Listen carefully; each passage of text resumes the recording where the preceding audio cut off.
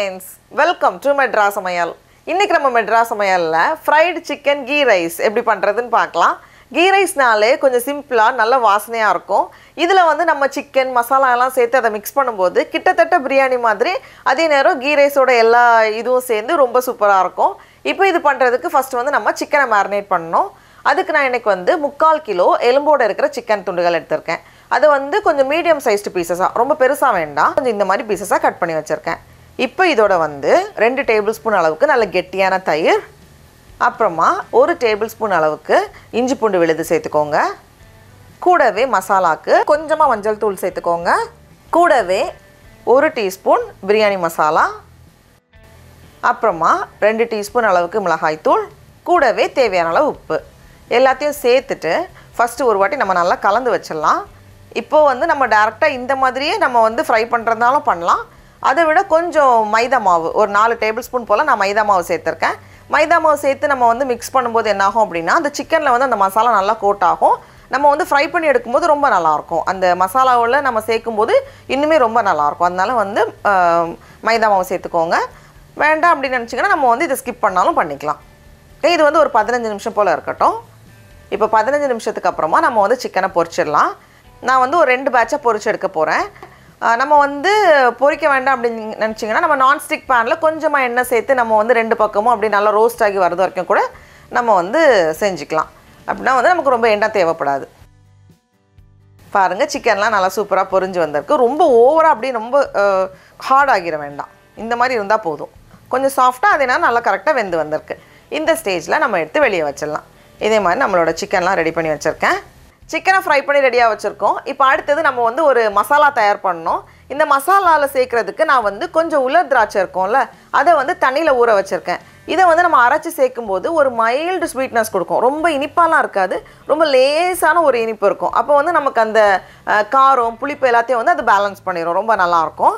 நான் வந்து ஒரு 2 டேபிள்ஸ்பூன் ரொம்ப வேண்டாம் கொஞ்சம் ஒரு 2 டேபிள்ஸ்பூன் போல உலர் திராட்சையை வந்து தண்ணில அலசிட்டு 1 மணி நேரம் நான் ஊற வச்சிருக்கேன். கூடவே கொஞ்சமா தண்ணி ஒரு 1/4 கப் போல தண்ணி அதோட இருக்கிற தண்ணியும் சேர்த்து நல்லா அரைச்சு இந்த மாதிரி எடுத்துட்டு வந்திருக்கேன்.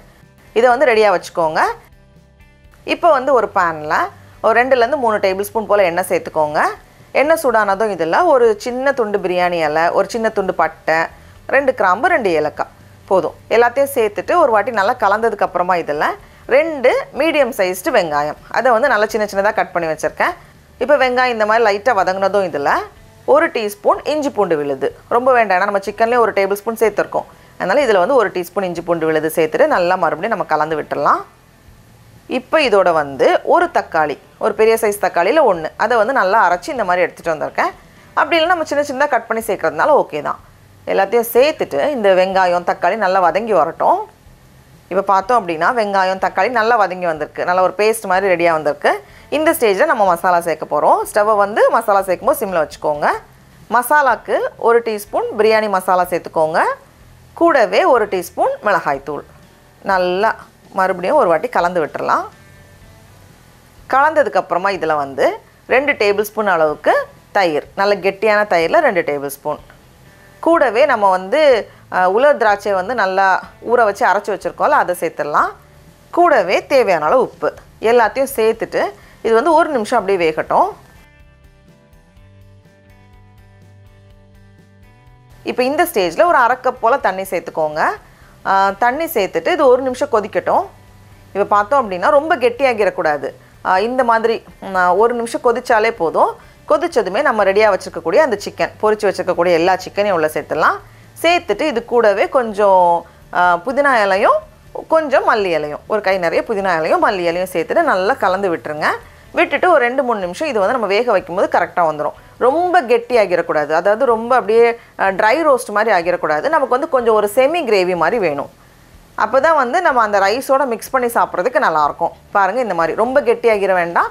இந்த மாதிரி எல்லாமே அப்படியே லேசா எண்ணெய் பிரிஞ்சு கொஞ்சம் செமி கிரேவியா வந்ததுமே நம்ம ஸ்டவ் ஆஃப் பண்ணிட்டு இத வந்து மாத்தி வச்சிரலாம் இருக்கட்டும். அவ்வளவுதான் நம்ம வந்து சிக்கனை சேர்த்து மசாலா தயார் பண்ணி வச்சிருக்கோம். இந்த மசாலா வந்து அவ்வளவு நல்லா இருக்கும். இப்போ அடுத்து நம்ம வந்து அரிசியை வேக வைக்கணும். அதுக்கு நம்ம எந்த panல பண்ண போறோமோ அதுல வந்து ஒரு 1 டேபிள்ஸ்பூன் போல நெய் சேர்த்திருக்கேன். நெய் உருகுனதும் இதெல்லாம் ஒரு 10-15 போல முந்திரி பருப்பு அது வந்து சேர்த்துட்டு ஒரு வாட்டி கலந்ததுக்கு அப்புறமா இதெல்லாம் ஒரு 2 டேபிள்ஸ்பூன் அளவுக்கு உலர் திராட்சை ஏன்னா இதை வந்து நம்ம கீ ரைஸ் ஸ்டைலில் பண்ணுறோம். இது வேண்டாம்னா நம்ம வந்து ஸ்கிப் பண்ணுறதுனாலும் பண்ணிக்கலாம். இப்போ திராட்சை இந்த மாதிரி நல்லா பலூன் மாதிரி வந்ததும் இதை எடுத்து நம்ம மாற்றி வச்சிடலாம். இப்போ மறுபடியும் இதிலே வந்து இன்னும் கொஞ்சம் எண்ணெய் மட்டும் நான் சேர்த்துருக்கேன். ஏன்னா இந்த வெங்காயத்தை நம்ம வந்து இது பண்ண போகிறோம். எண்ணெய் சூடானதும் இதில் ஒரு சின்ன சைஸ் வெங்காயம் அதை வந்து சேர்த்துட்டு, கரிஞ்சிடக்கூடாது வெங்காயம், கரிஞ்சிருச்சுன்னா கசக்கும். அதனால் கொஞ்சம் ஒரு கோல்டன் ப்ரௌன் கலர் வந்ததுமே இதை எடுத்து நம்ம வெளியே வச்சிடலாம். அவ்வளோதான். இப்போது ஒரு டேபிள் ஸ்பூன் போல் நெய் சேர்த்துட்டு இதோட வந்து 2 பிரியாணி இலை, 2 துண்டு பட்டை, 4 கிராம்பு, 4 ஏலக்காய், ஒரு சின்ன துண்டு ஜாவித்திரி, ஒரு நட்சத்திர சோம்பு, கல்பாசி கொஞ்சமாக, கடைசியாக ஒரு 1/2 டீஸ்பூன் சோம்பு எல்லாத்தையும் சேர்த்துட்டு நம்ம மிக்ஸ் பண்ணும்போதே நல்ல ஒரு வாசனை வரும். இப்போ இதில் வந்து ஒரு பாதி வெங்காயம், சும்மா பேருக்கு கொஞ்சமாக வெங்காயம், அப்புறமா 3 பச்சை மிளகாய், கூடவே 1 டீஸ்பூன் இஞ்சி பூண்டு விழுது எல்லாத்தையும் சேர்த்துட்டு நம்ம மிக்ஸ் பண்ணும்போது அந்த வெங்காயம் வந்து நல்லா வெந்து வரும். இந்த இஞ்சி பூண்டோட பச்சை வாசனையும் இல்லாமல் நல்லா கரெக்டாக வெந்து வரும். இப்போ இந்த ஸ்டேஜில் கொஞ்சம் நறுக்கின புதினா இலை, கூடவே கொஞ்சம் நறுக்கின மல்லி இலை எல்லாத்தையும் சேர்த்து நம்ம கலந்து விடுறப்பவே ரொம்ப ரொம்ப நல்லா வாசனையாக இருக்கும். இந்த மாதிரி கலந்ததுக்கப்புறமா இதில் வந்து நம்ம தண்ணி சேர்க்க போகிறோம். நான் இன்றைக்கி வந்து 3 கப் தண்ணி எடுத்திருக்கேன். 1 கப் அரிசிக்கு 1.5 கப் தண்ணி, கூடவே ஒரு 2 டேபிள் ஸ்பூன் அளவுக்கு தயிர், கடைசியாக தேவையான அளவு உப்பு. உப்பு வந்து கொஞ்சம் அதிகமாக தெரியணும், அப்போ தான் அரிசி வெந்து வரும்போது கரெக்டாக இருக்கும். தயிர் சேர்க்கும் போது என்னாகும் அப்படின்னா சாதம் வெந்ததுக்கப்புறமா அது ட்ரை ஆகாமல் கொஞ்சம் சாஃப்டாக இருக்கும். இப்போ எல்லாத்தையும் சேர்த்துட்டு நல்லா இந்த மாதிரி ஒரு வாட்டி கொதித்து வந்ததுக்கப்புறமா தான் நம்ம வந்து அரிசி சேர்க்கணும்.